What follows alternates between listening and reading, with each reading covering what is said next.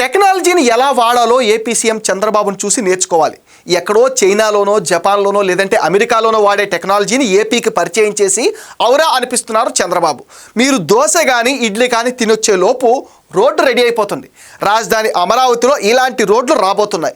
సాంకేతికతను సమర్థవంతంగా ఉపయోగించుకునే ముఖ్యమంత్రి చంద్రబాబు రాష్ట్రంలో రోడ్లు వేయడానికి, రోడ్లపై పడ్డ గుంతలను నిమిషాల్లో పూర్తి చేయడానికి ఎకోఫిక్స్ పద్ధతిని ప్రవేశపెట్టారు. ఎకోఫిక్స్ పద్ధతి ద్వారా రోడ్లు వేగంగా పూర్తవడమే కాకుండా నాణ్యతలోనూ మేటిగా ఉండబోతున్నాయి. ఉక్కు కర్మాగారంలో వచ్చే వేస్ట్ను ఉపయోగించి వెంటనే వాడుకునేలాగా ఈ ఎకోఫిక్స్ను తయారు చేస్తారు. ఆ వేస్ట్ ముందుగా ప్రాసెస్ చేస్తారు. ఆ తర్వాత వాటికి ఒక ప్రత్యేక పాలిమర్ బైండర్ కలుపుతారు.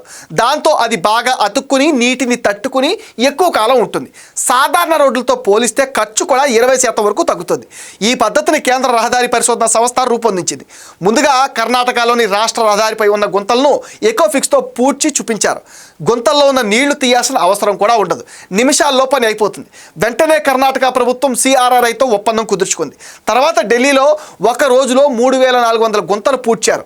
ఈ విధానాన్ని పరిశీలించిన ముఖ్యమంత్రి చంద్రబాబు ఆర్ఎండ్బి మంత్రి బీసీ జనార్దన్ రెడ్డికి చెప్పడంతో ఆయన సమక్షంలోనే రాజధాని అమరావతిలో రోడ్లపై ఉన్న గుంతలను పూడ్చారు.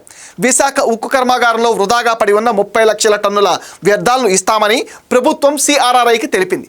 వాటిని ఉపయోగించి నిమిషాల్లోనే రాష్ట్రంలోని రోడ్లన్నీ గుంతలు లేకుండా కలకల్లాడేలా చంద్రబాబు చేయబోతున్నారు.